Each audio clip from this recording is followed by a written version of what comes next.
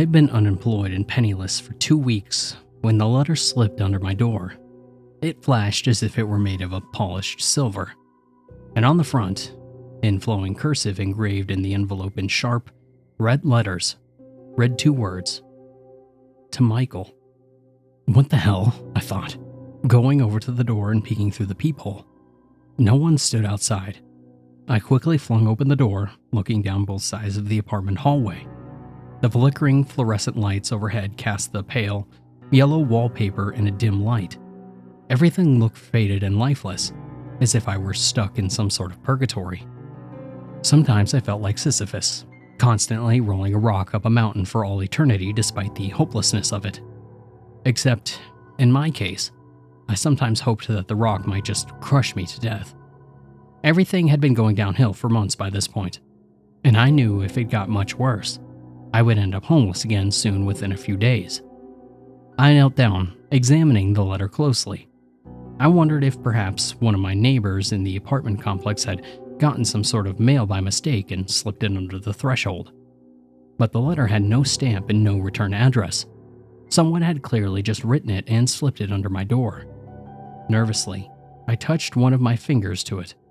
I felt a sizzling current run from the envelope into my skin, almost like a powerful sense of static electricity. It didn't hurt, but it caused my muscles to tighten involuntarily. All the colors in the world seemed to brighten and sparkle as I picked up the sleek silver thing. It looked like a letter from an alien, I thought to myself with a smile. It felt tremendously cold under my grip, as if I were holding something that just fell into the darkness of infinite space. I could feel it sucking my body heat as if it were a living thing, like some sort of vampire. My hand went cold and numb instantly, and the smile fell off my face and the rising sense of anxiety took over. And after a few seconds, the sensation started to pass. Hesitantly, I flipped open the envelope's cover, and $100 bills fell out, scattering all over the floor like dead leaves.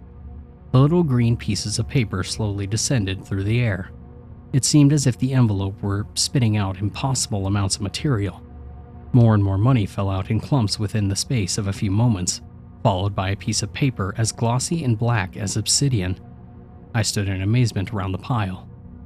The amount of money that fell out of this slim envelope would not have fit into a man's leather wallet, less likely this paper-thin metal envelope. I thought of how Bugs Bunny and other cartoon characters could hide their bodies behind big flagpoles or other impossibly narrow hiding spots. I didn't know if I wanted to laugh or run away. For a few moments, I was overwhelmed by the emotion, my mind racing ahead in a stream of consciousness garble. My first rational thought was that it was all counterfeit, and that this was some sort of prank. The envelope could probably be sealed and have all the air sucked out of it to make it look like it was holding much less than it was. That's probably why it was metal, since flimsy paper wouldn't make an airtight seal. I scoffed as I thought about it, not sure what I should feel at that moment. I wondered if someone was secretly videotaping me somewhere. If it was a prank, I bet all those bills were counterfeit as well. Then the silver envelope started to dissolve in my fingers. It looked like it was being eaten by corrosive acid as it turned to ashes.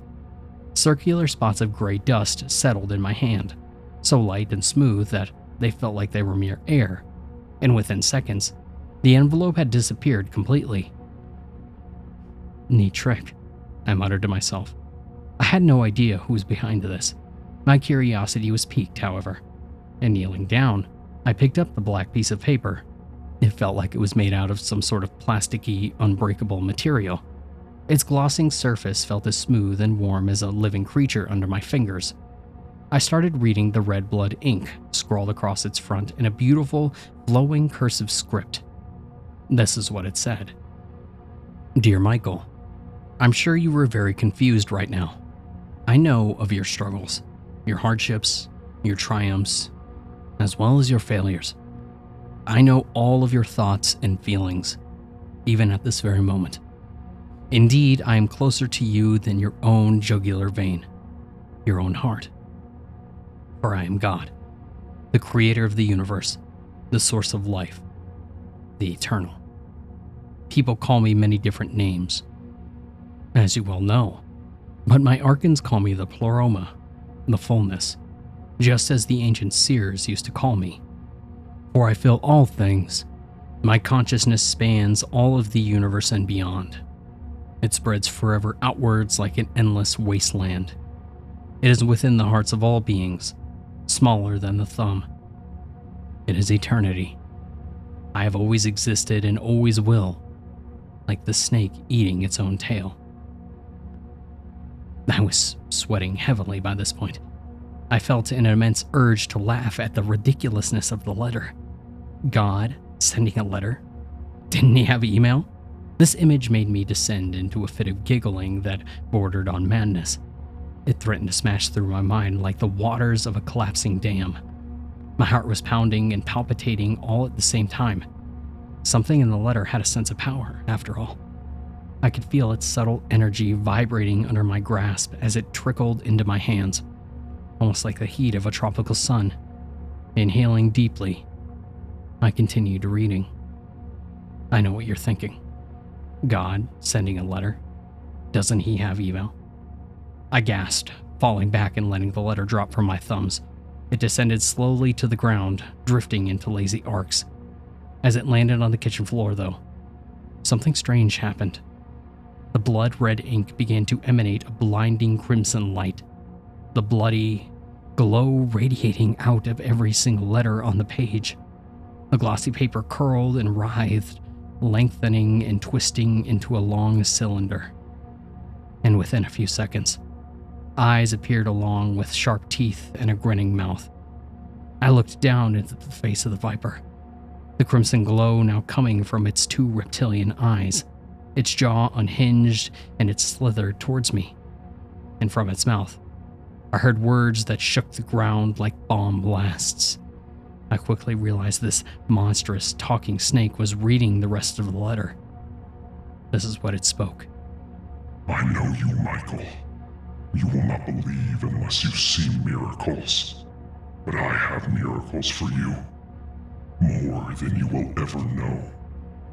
I have existed in eternity for so long that my consciousness is warping, twisting, becoming insane, forming back in on itself. I don't know how to stop it. However, I enjoy my stories, and I knew you were a writer who is down on his luck. You are special in a way you do not understand. Within a few rare people, there is an essence, a divine spark of something ancient, some microcosm of the fullness, some piece of the primordial Sophia who I lost at the beginning. When I find these people, when they have progressed to a high enough level, I give them the choice, as you now have. For narrow is the path that leads to heaven, but wide and deep are the paths to hell. Not all who call will ascend, but I believe in you, and I believe you will make the right choice. Contained within the envelope is $20,000. Every Sunday morning, a silver envelope will appear under your door with more money. I want you to write the most interesting stories you can, and put them in there for me. The archons with the face of men and beasts enjoy singing them to me. If you refuse, the money is yours, but you will never hear me again in this life. The snake gave a hissing shriek, a sound that slowed down and turned mechanical, like the grinding of many gears and the tearing of metal. Then, like the envelope, its body began to fade away into ashes, dissolving and growing in circles. And soon, it was no more than gray dust on the linoleum floor, just like the envelope itself. The rest of the week passed in a blur. I didn't sleep much. Every time I did, I would see pieces of paper morphing and turning into talking snakes. Sometimes I dreamed of great singing, winged beasts with 4 faces on their alien heads, a lion, an eagle, an ox, and a man, each of their faces in different directions, like the 4 points of a compass. Were these the archons that the snake had mentioned? I tried writing, but nothing worthy of an infinite god would come to mind. The entire thing seemed absurd. Did God actually enjoy stories? Well, I thought to myself, if he created the universe, perhaps he did. Perhaps he only created the universe to watch the stories of each individual life passing through of its various stages of birth, suffering, age, and death. Late on Saturday night, I found myself in the kitchen table, drinking cup after cup of coffee, my laptop open in front of me, the blank, white page staring back at me with the mocking glee. What kind of story was worthy of a divine being, after all? And after many hours of writer's block, the answer hit me like a bolt of lightning. A horror story. After all, if the Old Testament was right, God was jealous and infantile. He got mad like a spurned lover when he saw people worshiping other gods. He drowned the entire world because he was somewhat disappointed in the first result.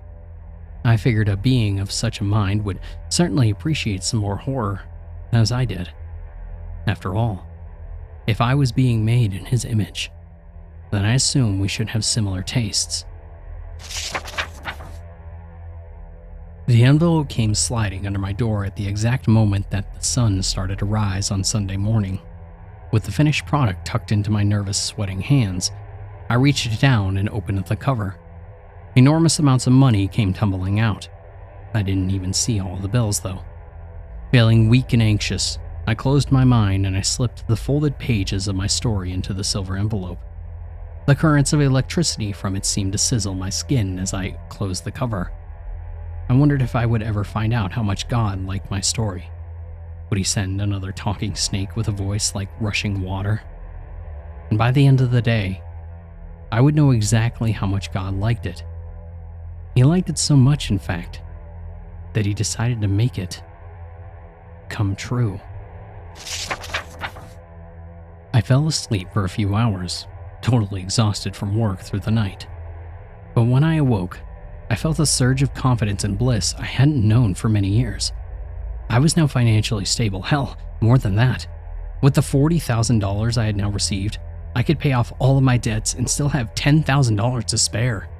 I opened my eyes, looking around, feeling dazed. The horrific dream I had been having about sailing on an endless ocean surrounded by a thick blanket of shadows seemed to merge with the brightness of the real world for a few moments. I blinked rapidly, wondering if I was still dreaming. And for some reason, I wasn't on my bed anymore. I wasn't even in my apartment. I found myself laying on a cold, blood-stained steel table in a small concrete room. A bare, incandescent bulb flickering overhead. The darkness of the claustrophobic chamber seemed to swallow its dim light like a hungry mouth. "Holy shit," I said, my heart dropping. I saw the door to the room standing wide open. It was a hospital door with a small observation window built into the top. The glass looked cracked and yellowed with age. Splatters of what looked like an ancient blood covered the front of it. I felt a shock of fear course through my body like lightning as I recognized the setting from my story. Past the door, I saw a dark hallway filled with overturned gurneys and debris. I got up, walking slowly out of my prison-like cell. Strewn across the hallway lay bloody scalpels, syringes filled with some strange, sparkling black fluid, bandages spattered with pus and gore, and even a dried human finger. The finger had curved into a desiccated state. As it lay on the filthy floor, it seemed to beckon me forward. I tried to calm myself and remember the story. I had written it so fast and under the influence of too many weed gummies. And now I felt very sober. I walked down the hallway, feeling sticky fluids crunching under my feet. Something like pus seemed to glisten from the cracks in the floor, as if the hospital itself were a living thing and we were all just bacteria in its giant body. The walls seemed to breathe. slowly inhaling and exhaling as a slight breeze blew past me, constantly reversing directions with every cycle of it. With no better ideas, I knelt down and carefully scooped up a needle with the wicked-looking black stuff swirling inside. It looked like someone had put glitter in some filthy car's waste oil. I carefully wrapped the tip in cloth and put it in my pocket. Perhaps it would become useful somehow, I thought. I had no better ideas, and my hope that there would be a happy way out and a happy ending to this had almost completely faded to nothing. In the story I had written for God, the building was a decrepit, hellish mental asylum in the center of the universe. God was kept as a patient in the basement, insane and rambling like syphilis patients in his final days. I imagined God as a kind of massive Nietzsche's last day of life. A man with the same prominent Germanic mustache, his eyes crossed in a straitjacket hugging his body, sitting in a wheelchair and staring at the ocean as he slowly loses the last fragile splinters of his sanity. The staff of the hospital were his archons, the archangels with the faces of men and beasts. They read to God all day, reading him books, music, poetry, or anything else to help him pass the eternity and relieve the incessant boredom. But God was so far gone they didn't even know if he could hear them most of the time. I had no idea how to get him out of here, or whether there was a way out. I hadn't put any in the story. As I wandered down the halls, a horrid, painful wailing began beneath my feet. The floor started to tremble with the power of it. It sounded like a man shrieking as his body burned alive, combined with the tortured squeals of tearing metal. It passed through the air like thunder. Dust fell from the ceiling, and the many cracks in the walls opened and lengthened. I shook, my heart trembling in my chest. My legs felt weak, and I walked forward like a sleepwalker. In front of me, I saw a sign with a staircase pointing at the end of the hall. There, I saw an old bunker door, thick and sturdy. On the front, barely legible, a sign lay reading, "Authorized personnel only." Underneath, a smaller one read, "Psychosis unit." After taking a deep breath, I opened the rusted door and started to descend. The walls breathed around me as a fiery, glowing light shone far at the bottom. It felt as if I were descending into the bowels of hell itself. And for all I knew, perhaps I was. The stairs dropped down a steel tunnel for what looked like thousands of feet. The steps had strange gold and silver filaments woven together in long, curving strands that made the entire construct look like an enormous spider web. It had no handrail, and the steep, narrow steps fell down like the slope of a mountain. Vertigo twisted through me as I focused on my breathing, slowly making my way down, intent on not tripping. I'd gone for about 5 minutes when I nearly died. That roaring, shrieking, tearing wail started up again, as the stairs started to tremble and the walls ripped like contracting flesh all around me. I felt myself thrown forward. I screamed with terror, windmilling my arms, hundreds of steep steps looming below me. A very long, bone-shattering fall. I had visions of my bloody, broken body being returned to my family, the splintered bones all poking out of my skin. I slipped, trying to brace myself, but my foot came down on empty air, and I started to fall, knowing that I had lost. The absolute animal panic of that moment made everything slow down and grow bright. And at that moment, though, something grabbed me from behind. I felt myself lifting off my feet as a smell like lavender and rotting bodies filled the area. 2 skeletal hands held me under the shoulders with a grip like iron. I turned my head, seeing something monstrous. The decaying body of an angel. It had 2 massive black wings extending on both sides of its body like the wings of a bat. Countless Pale, squirming maggots fell from those wings every moment, dripping like raindrops in a heavy storm. Its head was spun around backwards so that I could not see its face, but growing from the back of its scalp, I saw many strange, black, snake-like creatures writhing and twisting. They stared at me with their pale white eyes. Their reptilian face split into a grin as we reached the bottom of the stairway and the creature set me down gently on the ground.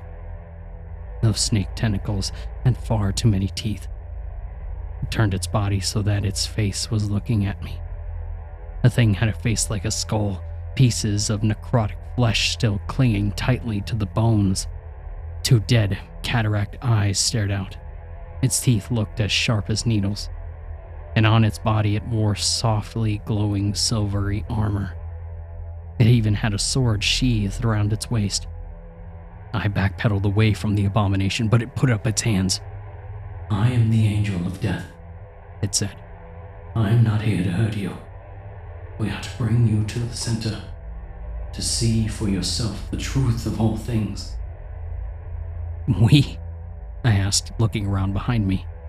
I saw more angels, massive creatures standing 20 feet tall with 4 faces on their heads. And as they turned, I realized these were the archons, the faces of oxen and men, eagles and lions, all looking dispassionately down at me, some with hunger in their eyes and others with hatred. They all had on glowing armor and swords, just like the angel of death. I realized I was no longer in the building. Its breathing walls loomed behind me. Trickles of pus and blood dripped from cracks in the walls. Its exterior seemed to shiver with excitement.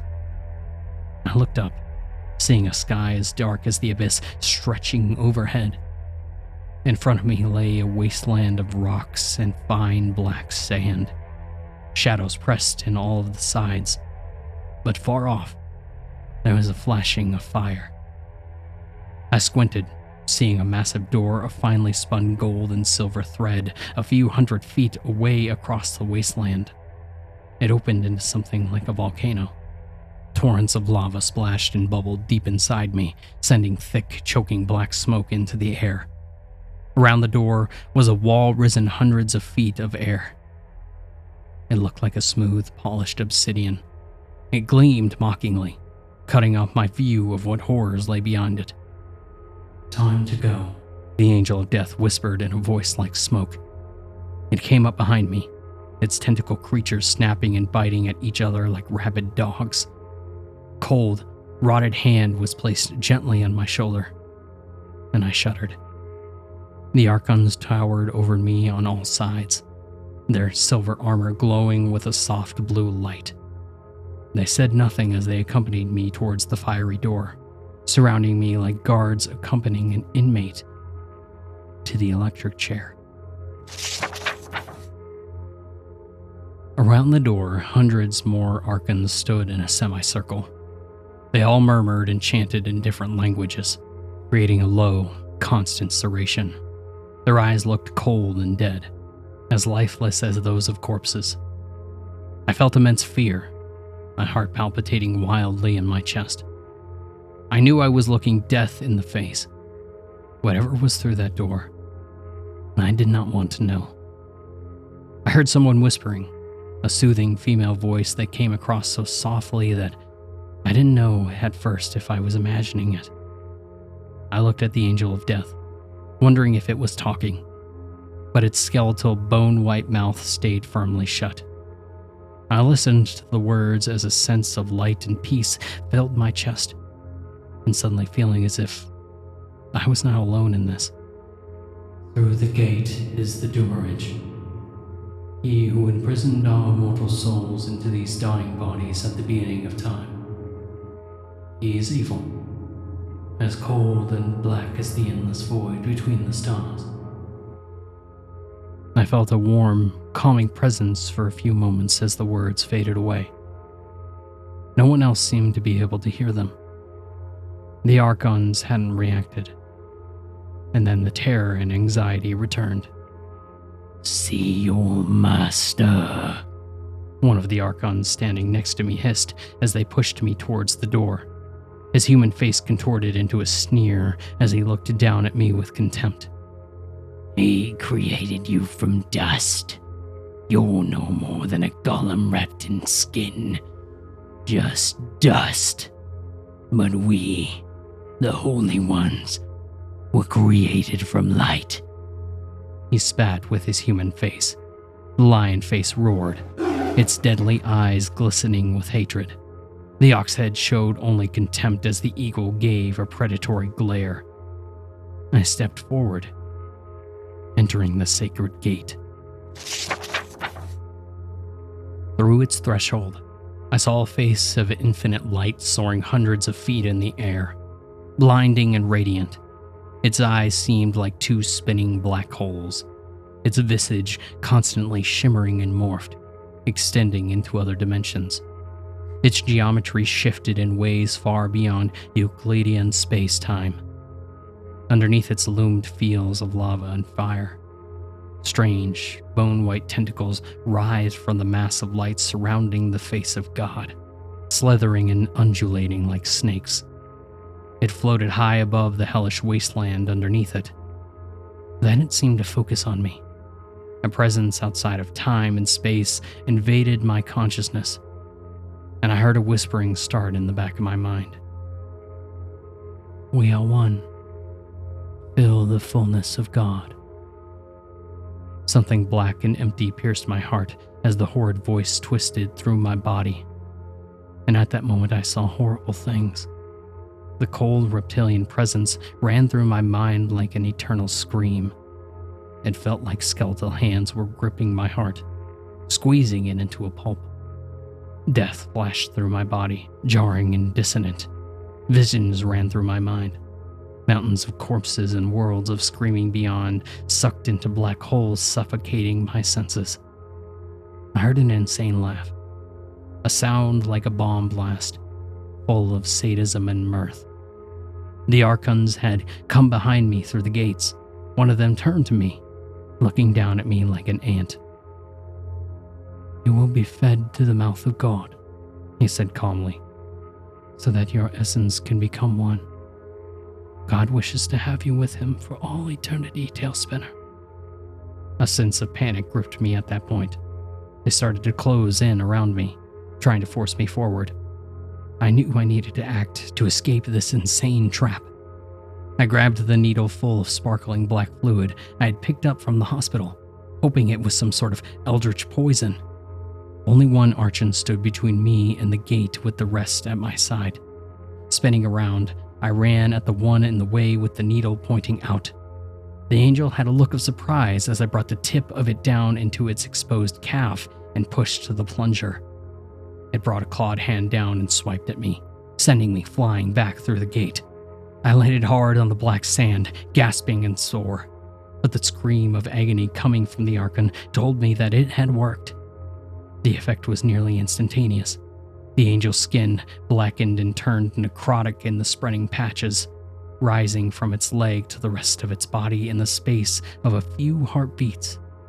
All four faces began to drip blood and gnash at the air, and I began to go insane, smashing his human face into the obsidian wall over and over.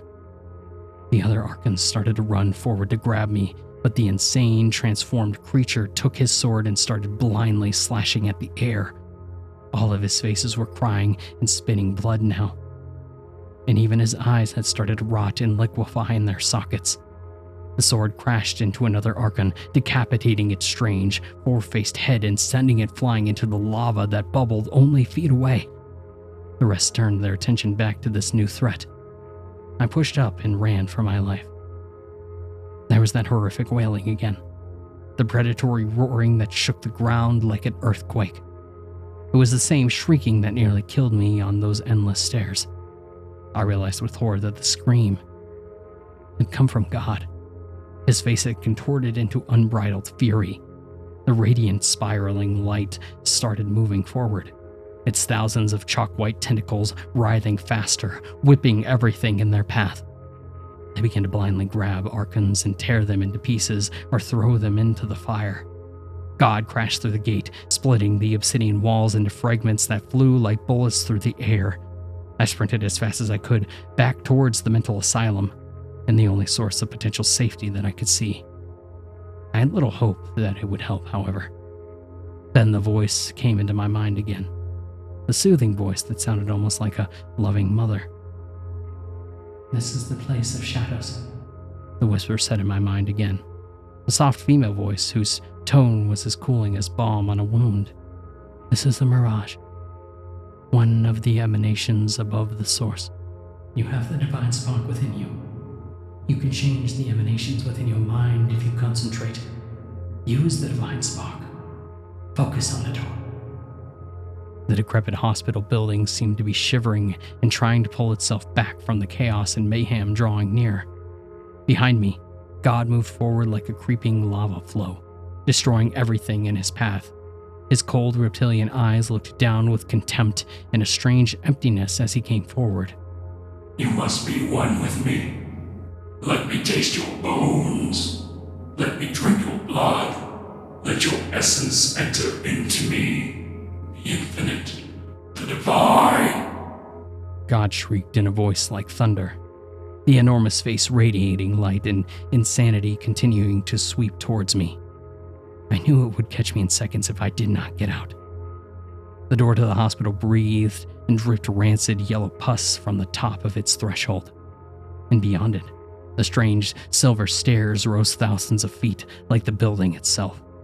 I blinked fast, imagining my apartment as I got within a few steps of the door. The ground ripped itself apart behind me, cracking and falling down into an endless abyss as I jumped forward. I felt the rising sense of energy in my chest.